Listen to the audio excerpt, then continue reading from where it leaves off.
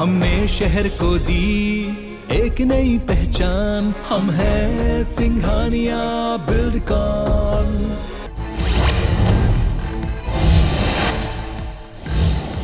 जम्मू कश्मीर के शोपिया में चल रही मुठभेड़ में सेना के 2 जवान शहीद हो गए, जबकि पुलिस और सुरक्षा बलों की एक संयुक्त टीम ने एक आतंकी को मार गिराया है। कश्मीर जोन पुलिस ने बताया कि जैनापुरा इलाके के चेरमार्ग में आतंकियों के साथ मुठभेड़ हुई। फिलहाल सर्च ऑपरेशन जारी है।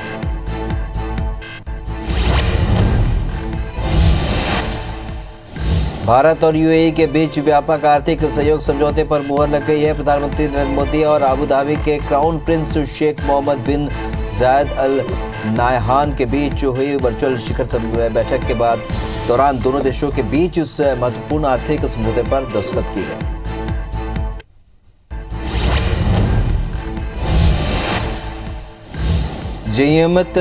जमीयत उलेमा हिंद अध्यक्ष मौलाना अरशद मदनी ने अहमदाबाद बम धमाकों पर स्पेशल कोर्ट के आदेश पर नाराजगी जताते हुए इसके खिलाफ हाई कोर्ट जाने की बात कही। उन्होंने कहा कि कोर्ट का फैसला अविश्वसनीय है, हम सजा के खिलाफ हाई कोर्ट जाएंगे। देश के नामी वकील दोषियों को फांसी से बचाने के लिए मजबूती से कानूनी लड़ाई लड़ेंगे।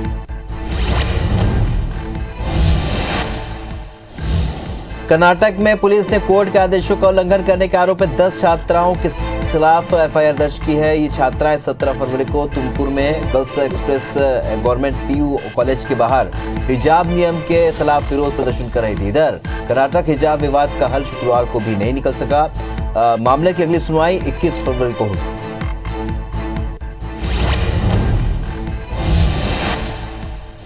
भारत वेस्टइंडीज के बीच चल रही 3 मैचों की टी20 सीरीज के आखिरी मुकाबले में विराट कोहली नहीं खेलेंगे। वे बायो बबल से हट चुके हैं। बीसीसीआई ने उन्हें छुट्टी दे दी है। श्रीलंका के खिलाफ 24 फरवरी से शुरू हो रही टी20 सीरीज में भी उनको रेस्ट दिया जा सकता है। कोहली सीधे श्रीलंका के खिलाफ टेस्ट सीरीज में वापसी कर सकते हैं।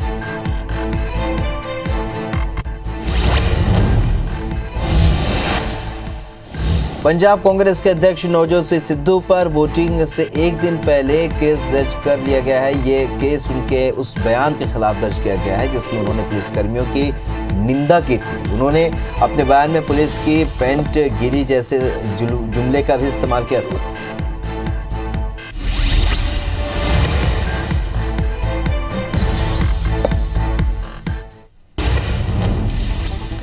भारत और यूएई के बीच व्यापक आर्थिक सहयोग समझौते पर मुहर लग गई है। प्रधानमंत्री नरेंद्र मोदी और अबू धाबी के क्राउन प्रिंस शेख मोहम्मद बिन जायद अल नाह्यान के बीच हुई वर्चुअल शिखर बैठक के दौरान दोनों देशों के बीच इस महत्वपूर्ण आर्थिक समझौते पर दस्तखत किए गए। किसानों की मदद करने के उद्देश्य से एक विशेष अभियान के तहत पीएम नरेंद्र मोदी ने वीडियो कॉन्फ्रेंसिंग के जरिए कल 100 किसान ड्रोन का उद्घाटन किया। पीएम मोदी ने भारत के विभिन्न शहरों और कस्बों में खेतों में कीटनाशकों का छिड़काव करने के लिए इन किसान ड्रोन का उद्घाटन किया।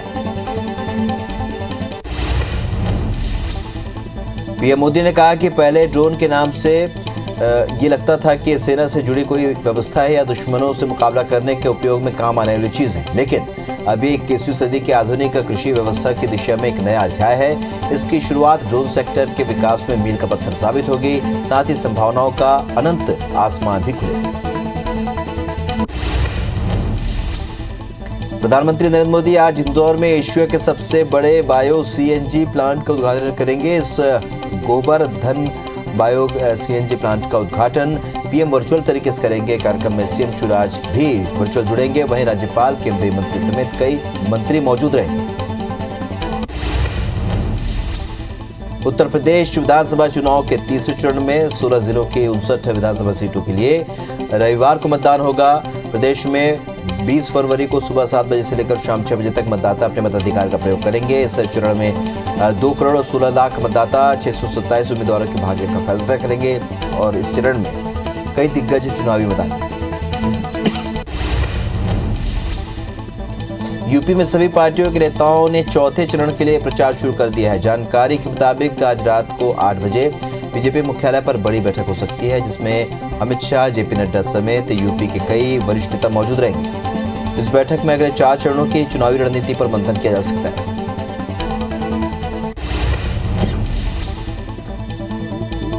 केंद्रीय गृह मंत्री अमित शाह आज बांदा, रायबरेली और लखनऊ के दौरे पर रहेंगे, जहां वे कई जनसभाओं को संबोधित करेंगे।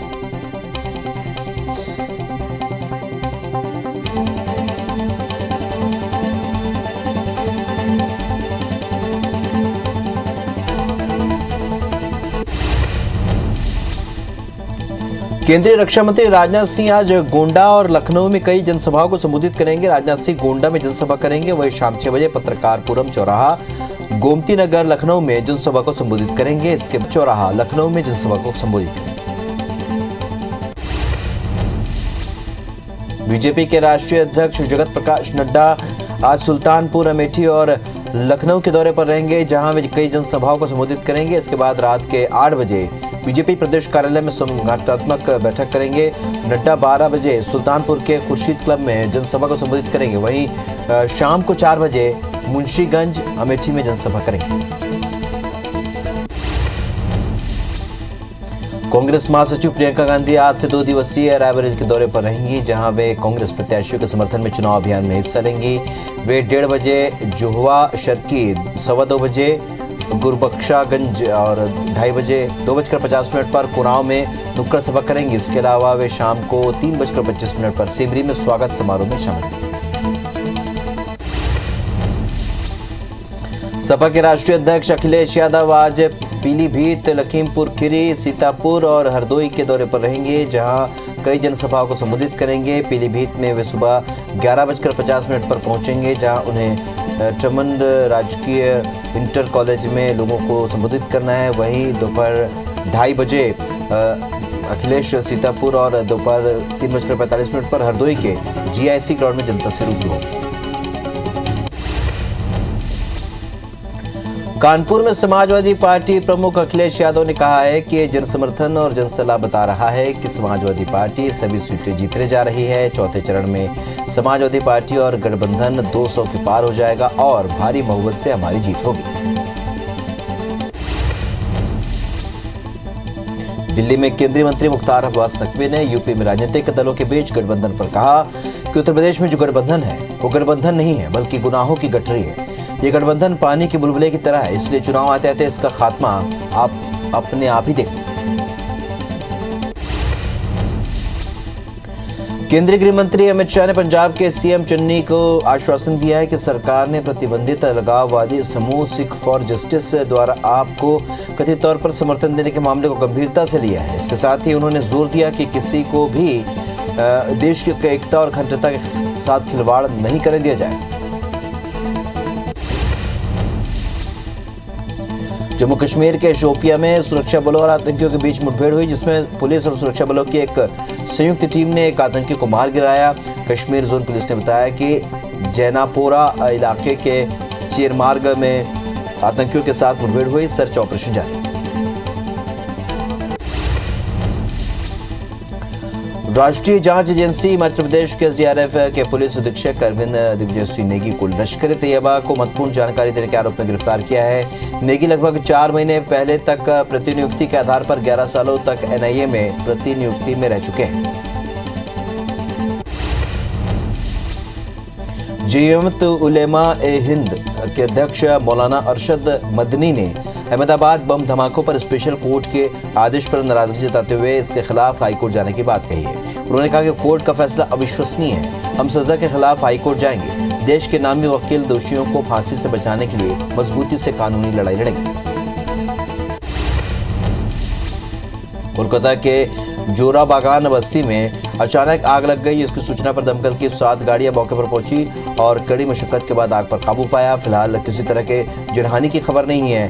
पुलिस आग लगने के कारणों का पता लगाने की कोशिश कर रही है। जम्मू कश्मीर के कश्मीर संभाग में आज भी बारिश और बर्फबारी का दौर जारी रहेगा। जम्मू संभाग में भी आज से बादल छाए रहेंगे। वहीं अगले 3 से 4 दिन में कई हिस्सों में बारिश होती नजर आएगी। इधर हिमाचल में भी बारिश के साथ बर्फबारी देखने को मिल सकती है। मौसम विभाग के मुताबिक प्रदेश में अगले 3 से 4 दिन में बारिश और बर्फबारी हो सकती है। 22 साल के बल्लेबाज साकिबुल गनी ने रणजी ट्रॉफी में अपने पहले ही मैच में ट्रिपल सेंचुरी जड़ दी है। बिहार के गनी फर्स्ट क्लास क्रिकेट के डेब्यू मैच में 13 शतक लगाने वाले दुनिया के पहले खिलाड़ी बन गए। उन्होंने मिजोरम के खिलाफ 405 गेंदों पर 341 रन की पारी खेली और इस दौरान उन्होंने 56 चौके और 2 छक्के लगाए। दुनिया भर में कोरोना के मामले बढ़ते हुए 42 करोड़ 19 लाख के पार पहुंच गए। वहीं कोरोना से मौत का आंकड़ा 58,89,000 के पार पहुंच चुका है और 34 करोड़ 64 लाख से भी ज्यादा मरीज कोरोना को हराकर स्वस्थ हो चुके हैं। पूरी दुनिया में एक्टिव मरीजों की संख्या इस वक्त 6 करोड़ 95 लाख के पार पहुंच गई। हांगकांग में कोरोना संक्रमण तेजी से बढ़ने के बाद लीडरशिप का चुनाव टाल दिया गया है। चीन के राष्ट्रपति शी जिनपिंग के हवाले से चीनी अधिकारी कैरी लेम चेंग ने बताया कि कोरोना पर काबू पाना पहली प्राथमिकता है, इसलिए 8 मई तक चुनाव टालने का फैसला किया गया है। देश में कोरोना के मामले लगातार घट रहे हैं। 24 घंटे के भीतर कोरोना के 22,370 नए मामले सामने आए हैं। इस दौरान 60,000 से भी ज्यादा मरीज ठीक हुए हैं। वहीं 24 घंटे में 325 मरीजों की मौत हुई है। अब देश में कोरोना के कुल एक्टिव केसों की संख्या 2,53,000 के पार पहुंच गई है। देश में पॉजिटिविटी दर इस वक्त 1.8 है। मध्य प्रदेश में 24 घंटे के भीतर कोरोना के 1013 नए मरीज मिले, जबकि 2 मरीजों की मौत हुई है। प्रदेश में एक्टिव मरीजों की संख्या बढ़कर 9,706 हो गई है। 2,715 मरीज डिस्चार्ज होकर अपने घर जा चुके हैं। प्रदेश में संक्रमण दर 1.4% रहेगी। छत्तीसगढ़ में कोरोना के मामलों में लगातार कमी आ रही है। 24 घंटे के भीतर प्रदेश में कोरोना के 392 नए मरीज मिले हैं, जबकि 3 मरीजों की मौत हुई है। वहीं प्रदेश में 589 लोग अपने घर जा चुके हैं स्वस्थ होकर। इसके बाद एक्टिव मरीजों की संख्या बढ़कर अब 3,856 हो। देश में वैक्सीनेशन का आंकड़ा 174 करोड़ 97 लाख के पार पहुंच चुका है, जिसमें 96 करोड़ से भी ज्यादा को पहला और 77 करोड़ से भी ज्यादा को दूसरा डोज लग चुका है। तो 1 करोड़ 77 लाख से भी ज्यादा लोगों को बूस्टर डोज लगे हैं। मध्य प्रदेश में 11 करोड़ 28 लाख और छत्तीसगढ़ में 3 करोड़ 61 लाख से ज्यादा टीकाकरण हो चुका है। देश में कोरोना के खिलाफ जंग को और मजबूती मिली है। भारत ने अपने कुल वयस्क आबादी के 80% लोगों को कोरोना वैक्सीन की दोनों डोज लगा दी है और इस संबंध में केंद्रीय स्वास्थ्य मंत्री मनसुख मंडाविया ने ट्वीट करते हुए जानकारी दी। उन्होंने कहा कि प्रधानमंत्री नरेंद्र मोदी के नेतृत्व में देश 100% टीकाकरण की तरफ तेजी से बढ़ रहा है। मुख्यमंत्री भूपेश बघेल आज से 3 दिवसीय दौरे पर उत्तर प्रदेश जाएंगे। सीएम दोपहर 1 बजे यानी अब से कुछ देर बाद एयरपोर्ट से लखनऊ के लिए रवाना होंगे और इस दौरान सीएम लखनऊ के मवई में डोर टू डोर प्रचार करेंगे। साथ ही गीतापल्ली, मवई और राजाजीपुरम में कई अहम बैठक लेंगे। मध्य प्रदेश के सीएम शिवराज सिंह चौहान का पर्यावरण के प्रति अनूठा प्रेम जारी है। आज सीएम शिवराज के पौधारोपण के संकल्प को 1 साल पूरे हो चुके हैं। बता दें कि सीएम शिवराज बीते साल से हर रोज पौधारोपण करते रहे हैं। वहीं दूसरे राज्यों के दौरे पर होने के बाद भी वे पौधारोपण करते रहे। नेता प्रतिपक्ष धरमलाल कौशिक के लिखे पत्र का केंद्रीय नागरिक उड्डयन मंत्री ज्योतिरादित्य सिंधिया ने जवाब दिया। इस मामले पर सीएम भूपेश बघेल ने ट्वीट कर कहा कि हम सभी एयरपोर्ट को विकसित करने के लिए प्रतिबद्ध हैं। बिलासपुर एयरपोर्ट से मेट्रो सिटी के लिए सीधी उड़ानें जरूरी हैं। अभी बिलासपुर से 1 हफ्ते में केवल 4 उड़ानें हैं, जबकि यूपी से 50 और मध्य प्रदेश से 25 उड़ानें। छत्तीसगढ़ बीजेपी प्रदेश प्रभारी डी पुरंदेश्वरी आज से बस्तर संभाग के 3 दिवसीय दौरे पर रहेंगी। दौरे के दौरान वे दंतेवाड़ा, कोंडागांव और कांकेर के पदाधिकारियों की बैठक लेंगे। बता दें कि मिशन 2023 को लेकर भाजपा ने अपनी तैयारी तेज कर दी। राष्ट्रीय स्वयंसेवक संघ के प्रमुख मोहन भागवत आज 4 दिवसीय दौरे पर उज्जैन आएंगे। भागवत मालवा प्रांत के कार्यकर्ताओं की बैठक लेंगे। बैठक में आगामी 3 सालों तक किए जाने वाले कार्यों पर चर्चा की जाएगी। इसके साथ ही वे कई सामाजिक कार्यक्रमों में भी शामिल होंगे।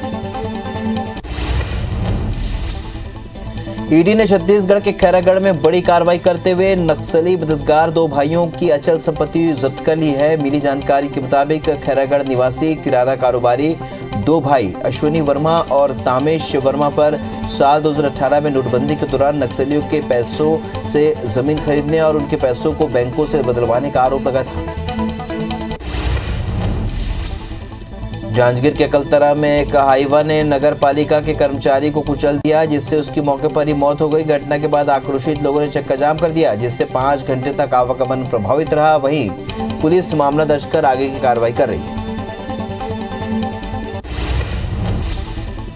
मंदसौर पुलिस ने श्रीनगर में हुए 65 साल के रिटायर्ड शिक्षिका की हत्या के मामले का खुलासा कर दिया है। साथ ही आरोपी को भी गिरफ्तार कर लिया है। पुलिस के मुताबिक आरोपी घर से कुछ दूरी पर पंचर की दुकान संचालित करता था, जिसमें बुजुर्ग शिक्षिका की हत्या करना कबूल किया।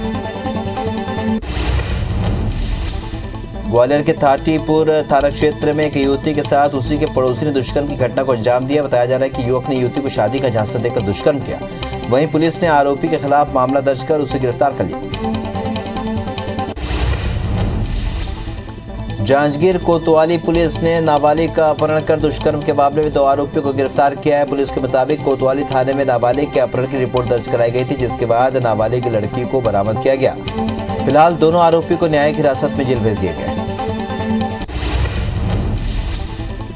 बालोद पुलिस ने आरक्षक के साथ गाली गलौज करने वाले कांग्रेस के नेता को गिरफ्तार कर लिया है। आरोपी ने लकड़ी से भरा ट्रैक्टर पकड़े जाने को लेकर आरक्षक और पुलिस अधिकारियों के साथ गाली गलौज की थी, जिसका वीडियो सोशल मीडिया पर वायरल हुआ था। गौरेला में आत्महत्या के लिए पत्नी को उकसाने के आरोप में पति को पुलिस ने गिरफ्तार किया है। बताया जा रहा है कि कुछ दिन पहले दोनों के बीच मामूली विवाद हुआ, जिसके बाद युवती ने फांसी लगाकर आत्महत्या कर ली थी। फिलहाल गौरेला थाना पुलिस ने मामला दर्ज कर आरोपी को गिरफ्तार कर लिया। गौरेला पिंडरा मारवाही जिले में 105 लीटर कच्ची शराब और शराब बनाने का सामान जब्त किया गया है। मामले में पिंडरा पुलिस ने 5 आरोपियों को गिरफ्तार किया है। साथ ही शराब पीने वाले 4 युवकों के खिलाफ भी कार्रवाई की गई।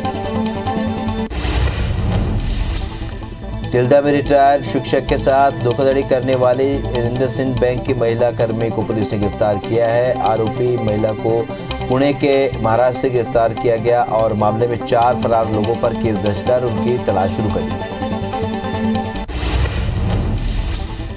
राजनांदगांव में पुलिस ने चिटफंड कंपनी के संचालक को गिरफ्तार किया है। सनशाइन इंफ्रावीड लिमिटेड का संचालक 4 साल से फरार था, जिसे राजस्थान से राजनांदगांव पुलिस ने गिरफ्तार किया। अमेरिकी राष्ट्रपति जो बाइडेन ने ट्रांस अटलांटिक नेताओं के साथ यूक्रेन के खिलाफ रूसी आक्रमण की आशंका के बारे में बात की। उन्होंने रूस की सेना के निरंतर निर्माण पर गहरी चिंता व्यक्त किया और यूक्रेन की संप्रभुता और क्षेत्रीय अखंडता के लिए अपने मजबूत समर्थन को दोहराया। बाइडेन ने कहा कि रूसी राष्ट्रपति व्लादिमीर पुतिन ने यूक्रेन पर आक्रमण करने का मन बना लिया है। यूरोप में सुरक्षा और सहयोग संगठन में अमेरिकी राजदूत ने कहा कि यूक्रेन की सीमा के पास रूस ने 1,90,000 सैनिकों को तैनात किया है। माइकल कॉर्पेंटर ने यूक्रेन संकट पर OSCE की एक अहम बैठक में कहा कि हम आकलन करते हैं कि रूस ने संभवतः यूक्रेन में और उसके आसपास के करीब 2 लाख कर्मियों को तैनात किया है। रूस और यूक्रेन के बीच युद्ध के हालात बने हुए हैं। इस बीच यूक्रेन की संसद ने क्रिप्टो करेंसी से जुड़ा कानून पास कर दिया, जिसके बाद यूक्रेन में बिटकॉइन और अन्य दूसरी क्रिप्टो करेंसी को देश में लीगल मान्यता मिल गई है। और रिपोर्ट के मुताबिक इस बिल के समर्थन में 272 सांसदों ने वोट दिया, जबकि 6 ने इसका विरोध किया।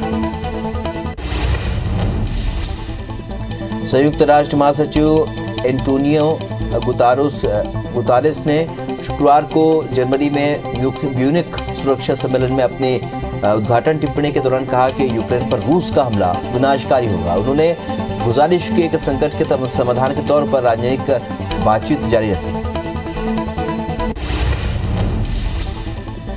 इधर यूक्रेन से भारतीय नागरिकों को निकालने के लिए एयर इंडिया आगे आई है। ये एयरलाइन कंपनी 22, 24 और 26 फरवरी को भारत और यूक्रेन के बोरिस्पिल इंटरनेशनल एयरपोर्ट के बीच 3 फ्लाइट संचालित करेगी, जिसमें भारतीय छात्रों और नागरिकों को लाया जाएगा। रूस और यूक्रेन के बीच युद्ध का खतरा बढ़ता जा रहा है। इस बीच यूक्रेन के लहानस्क में एक हमले में गैस पाइपलाइन फट गई, जिसका वीडियो तेजी से वायरल हो रहा है। हमले के बाद यूक्रेन के इमरजेंसी विभाग ने लोगों को घरों में ही रहने को कहा है। रूसी समाचार एजेंसी रिया नोवोस्टी की रिपोर्ट के मुताबिक यूक्रेन के अलगाववादियों के हमले में गैस पाइपलाइन को नुकसान पहुंचा है। पाकिस्तान के प्रधानमंत्री इमरान खान ने एक बार फिर तालिबान के ब्रांड एम्बेसडर की तरह बात की। उन्होंने कहा कि उनकी सरकार अफगानिस्तान में तालिबान शासन को एक तरफा मान्यता नहीं देगी, क्योंकि इस कदम से वो अलग थलग पड़ जाएगा और देश में आर्थिक सुधार के प्रयासों को धक्का लगेगा।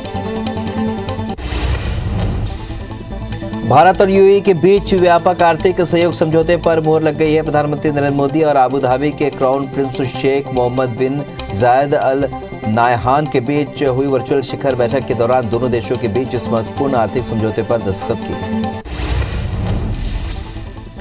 पीएम नरेंद्र मोदी ने इंदौर में गोवर्धन प्लांट का वर्चुअली उद्घाटन किया। कार्यक्रम में केंद्रीय मंत्री हरदीप पुरी, राज्यपाल मंगूभाई और सीएम शिवराज भी वर्चुअली शामिल हुए। बता दें कि इंदौर के देवगुराड़िया गांव में ये प्लांट बनाया गया है, जो कि एशिया का सबसे बड़ा बायो सीएनजी प्लांट है।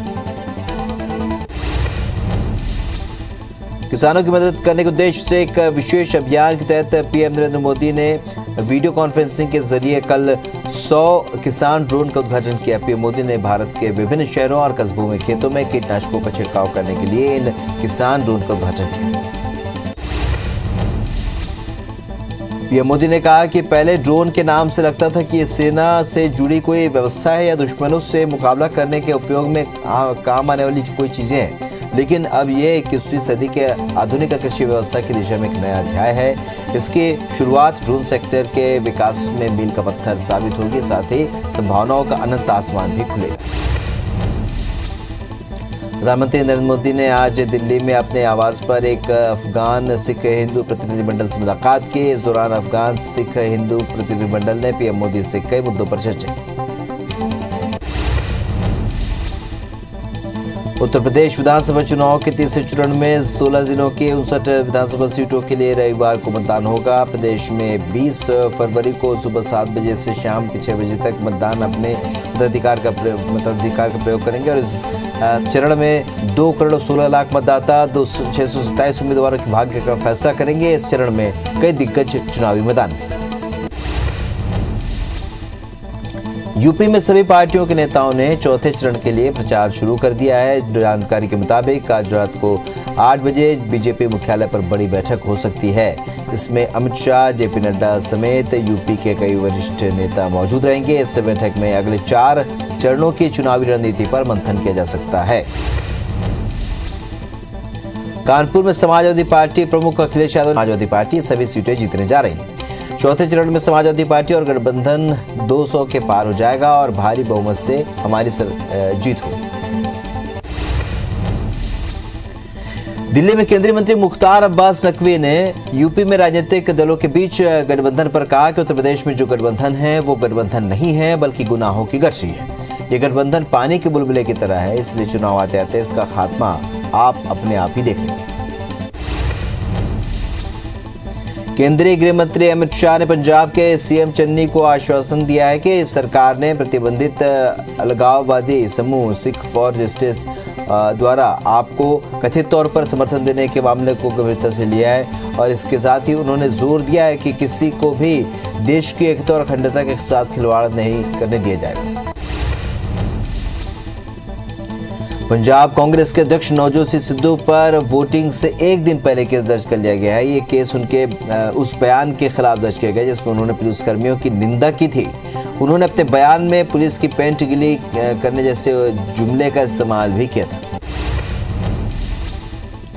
जम्मू कश्मीर के शोपियां में चल रही मुठभेड़ में सेना के 2 जवान शहीद हो गए, जबकि पुलिस और सुरक्षा बलों की एक संयुक्त टीम ने एक आतंकी को मार गिराया। कश्मीर जोन पुलिस ने बताया कि जैनापुरा इलाके के चेरमार्ग में आतंकवादियों के साथ मुठभेड़ हुई। फिलहाल सर्च ऑपरेशन जारी। राष्ट्रीय जांच एजेंसी हिमाचल प्रदेश के एसडीआरएफ के पुलिस अधीक्षक अरविंद दिग्विजय सिंह नेगी को लश्कर तैयबा को महत्वपूर्ण जानकारी देने के आरोप में गिरफ्तार किया है। नेगी लगभग 4 महीने पहले तक नियुक्ति के आधार पर 11 सालों तक एनआईए में प्रतिनियुक्ति में रह चुके हैं। जमीयत उलेमा हिंद के अध्यक्ष मौलाना अरशद मदनी ने अहमदाबाद बम धमाकों पर स्पेशल कोर्ट के आदेश पर नाराजगी जताते हुए इसके खिलाफ हाईकोर्ट जाने की बात कही है। उन्होंने कहा है कि कोर्ट का फैसला विश्वसनीय है और हम सजा के खिलाफ हाई कोर्ट जाएंगे। देश के नामी वकील दोषियों को फांसी से बचाने के लिए मजबूती से कानूनी लड़ाई लड़ेंगे।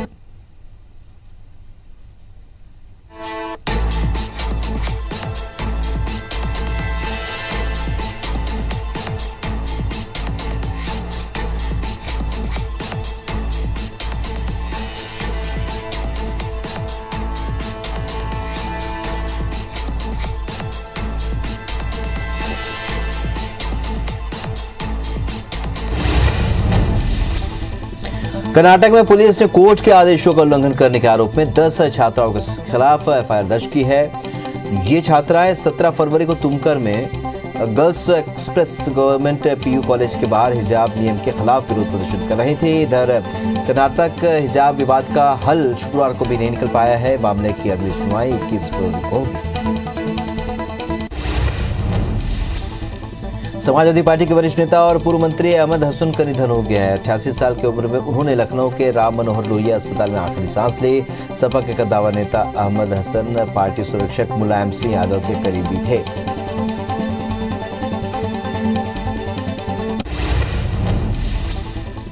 कोलकाता के जोराबागान बस्ती में अचानक आग लग गई, जिसकी सूचना पर दमकल की 7 गाड़ियां पहुंची मौके पर और कड़ी मशक्कत के बाद आग पर काबू पाया। फिलहाल किसी तरह की जनहानि की खबर नहीं है। पुलिस आग लगने के कारणों का पता लगाने की कोशिश कर रही है। जम्मू कश्मीर के कश्मीर संभाग में आज भी बारिश और बर्फबारी का दौर जारी रहेगा। जम्मू संभाग में भी आज से बादल छाए रहेंगे। वहीं अगले 3 से 4 दिन में कई हिस्सों में बारिश होती नजर आएगी। इधर हिमाचल में भी बारिश के साथ बर्फबारी देखने को मिल सकती है। मौसम विभाग के मुताबिक प्रदेश में अगले 3 से 4 दिन में बारिश और बर्फबारी हो सकती है। भारत वेस्ट इंडीज के बीच चल रहे 3 मैचों की T20 सीरीज के आखिरी मुकाबले में विराट कोहली नहीं खेलेंगे। ये बायो बबल से हट चुके हैं और बीसीसीआई ने उन्हें छुट्टी दे दी है। श्रीलंका के खिलाफ 24 फरवरी से शुरू हो रही T20 सीरीज में भी उनको रेस्ट दिया जा सकता है। कोहली सीधे श्रीलंका के खिलाफ टेस्ट सीरीज में वापसी कर सकते हैं। 22 साल के बल्लेबाज साकिबुल गनी ने रणजी ट्रॉफी में अपने पहले ही मैच में ट्रिपल सेंचुरी जड़ दी। बिहार के गनी फर्स्ट क्लास क्रिकेट के डेब्यू मैच में 13 शतक लगाने वाले दुनिया के पहले खिलाड़ी बन गए हैं। उन्होंने मिजोरम के खिलाफ 405 गेंदों पर 341 रन की पारी खेली। इस दौरान उन्होंने 56 चौके और 2 छक्के भी लगाए। दुनिया भर में कोरोना के मामले बढ़ते हुए 42 करोड़ 19 लाख के पार पहुंच गए हैं। कोरोना से मौत का आंकड़ा अब 58,79,000 के पार पहुंच चुका है। पूरी दुनिया में 34 करोड़ 64 लाख से भी ज्यादा मरीज कोरोना को रकम स्वस्थ हो चुके हैं। तो एक्टिव मरीजों की संख्या इस वक्त 6 करोड़ 95 लाख के पार पहुंच गई। हांगकांग में कोरोना संक्रमण तेजी से बढ़ने के बाद लीडरशिप का चुनाव टाल दिया गया है। चीन के राष्ट्रपति शी जिनपिंग के हवाले से चीनी अधिकारी कैरी लेम चेंग ने बताया कि कोरोना पर काबू पाना पहली प्राथमिकता है, इसलिए 8 मई तक चुनाव टालने का फैसला किया गया। देश में कोरोना के मामले घट रहे हैं और 24 घंटे के भीतर कोरोना के 22,270 नए मामले सामने आए। इस दौरान 60,000 से भी ज्यादा मरीज ठीक हुए हैं। तो बीते 24 घंटे में 325 मरीजों की मौत हुई है। अब तक देश में कोरोना के कुल एक्टिव मरीजों की संख्या 2,53,000 के पार पहुंच चुकी है और पॉजिटिविटी रेट 1.8। मध्य प्रदेश में 24 घंटे के भीतर कोरोना के 1013 नए मरीज मिले हैं, जबकि 2 मरीजों की मौत हुई है। प्रदेश में एक्टिव मरीजों की संख्या बढ़कर अब 9,706 हो चुकी है। वहीं 2,715 मरीज डिस्चार्ज होकर अपने घर जा चुके हैं और प्रदेश में संक्रमण दर इस वक्त 1.4% बनी। छत्तीसगढ़ में कोरोना के मामलों में लगातार कमी आ रही है। 24 घंटे के भीतर प्रदेश में कोरोना के 392 नए मरीज मिले हैं, जबकि 3 मरीजों की मौत हुई है। वहीं प्रदेश में 989 लोग स्वस्थ होकर अपने घर लौटे हैं। इसके बाद एक्टिव मरीजों की संख्या बढ़कर अब 3,856 है। देश में वैक्सीनेशन का आंकड़ा अब 174 करोड़ 97 लाख के पार पहुंच गए, जिसमें 96 करोड़ से भी ज्यादा को पहला और 77 करोड़ से भी ज्यादा को दूसरा डोज लग चुका है। वहीं 1 करोड़ 77 लाख से भी ज्यादा बूस्टर डोज लगाए गए हैं। मध्य प्रदेश में 11 करोड़ 28 लाख और छत्तीसगढ़ में 3 करोड़ 61 लाख से भी ज्यादा टीकाकरण हो चुका है। देश में कोरोना के खिलाफ जंग को और मजबूती मिली है और भारत ने अपनी कुल वयस्क आबादी के 80% लोगों को कोरोना वैक्सीन की दोनों डोज लगा दी है। और इस संबंध में केंद्रीय स्वास्थ्य मंत्री मनसुख मंडाविया ने ट्वीट करते हुए जानकारी दी। उन्होंने कहा कि प्रधानमंत्री नरेंद्र मोदी के नेतृत्व में देश 100% टीकाकरण की तरफ तेजी से बढ़ रहा है। मध्य प्रदेश के सीएम शिवराज सिंह चौहान का पर्यावरण के प्रति अनूठा प्रेम जारी है। आज सीएम शिवराज के पौधारोपण के संकल्प को 1 साल पूरे हो चुके हैं। बता दें कि सीएम शिवराज बीते साल से हर रोज पौधारोपण करते हैं। वहीं दूसरे राज्यों के दौरे पर होने के दौरान भी वो पौधारोपण करते हैं। नेता प्रतिपक्ष धर्मलाल कौशिक के लिखे पत्र का केंद्रीय नागरिक उड्डयन मंत्री ज्योतिरादित्य सिंधिया ने जवाब दिया है और इस मामले में सीएम भूपेश बघेल ने ट्वीट कर कहा है कि हम सभी एयरपोर्ट को विकसित करने के लिए प्रतिबद्ध हैं। बिलासपुर एयरपोर्ट से मेट्रो सिटी के लिए सीधी उड़ानें जरूरी हैं और अभी बिलासपुर से एक हफ्ते में केवल 4 उड़ानें हैं, जबकि उत्तर प्रदेश से 50 और मध्य प्रदेश से 25 उड़ानें।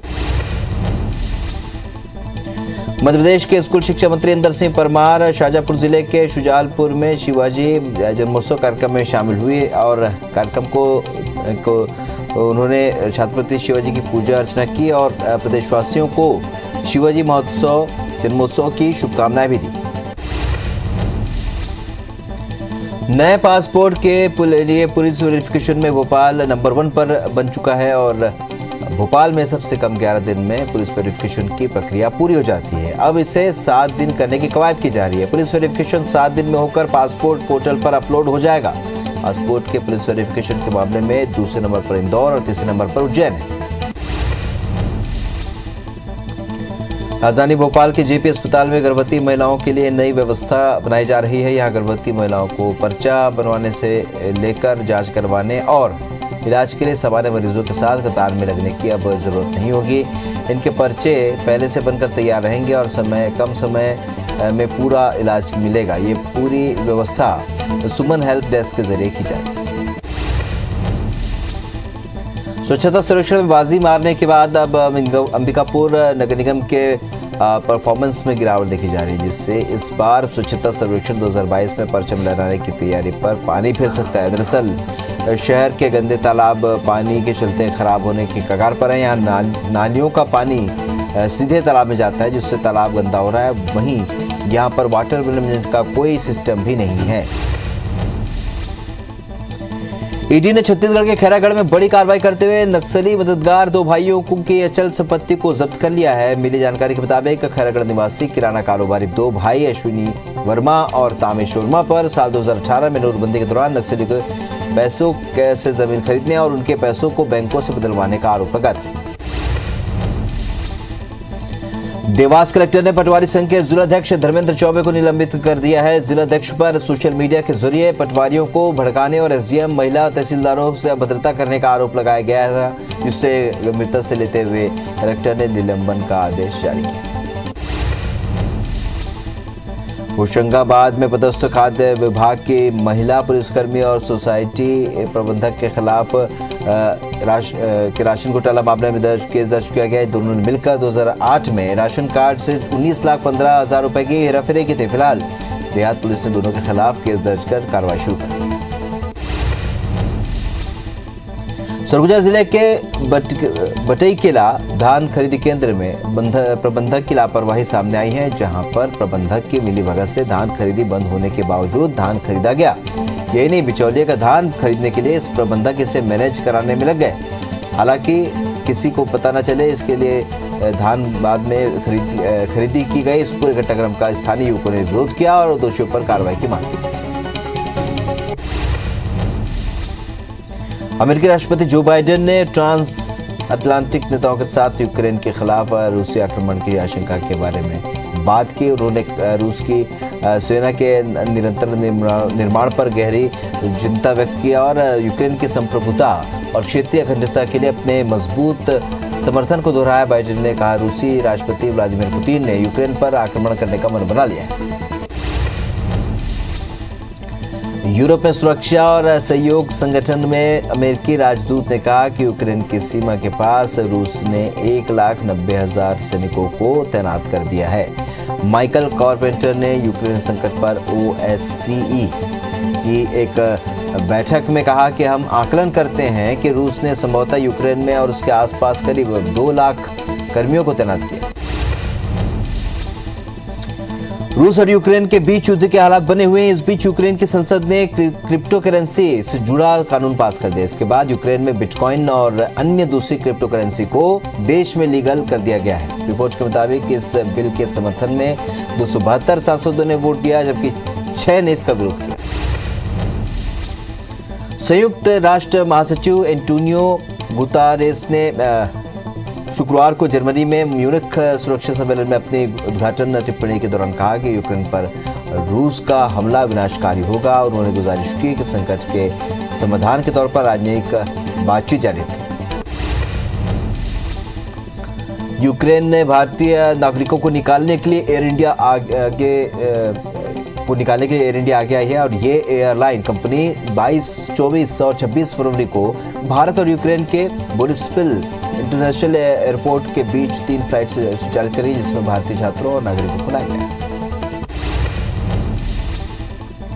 रूस और यूक्रेन के बीच युद्ध का खतरा बढ़ता जा रहा है और इस बीच यूक्रेन के लुहानस्क में एक हमले से गैस पाइपलाइन फट गई, जिसका वीडियो तेजी से वायरल हो रहा है। हमले के बाद यूक्रेन के इमरजेंसी विभाग ने लोगों को घरों में ही रहने को कहा है। रूसी समाचार एजेंसी रिया नोवोस्टी के रिपोर्ट के मुताबिक यूक्रेन के अलगाववादियों के हमले में गैस पाइपलाइन को नुकसान पहुंचा है।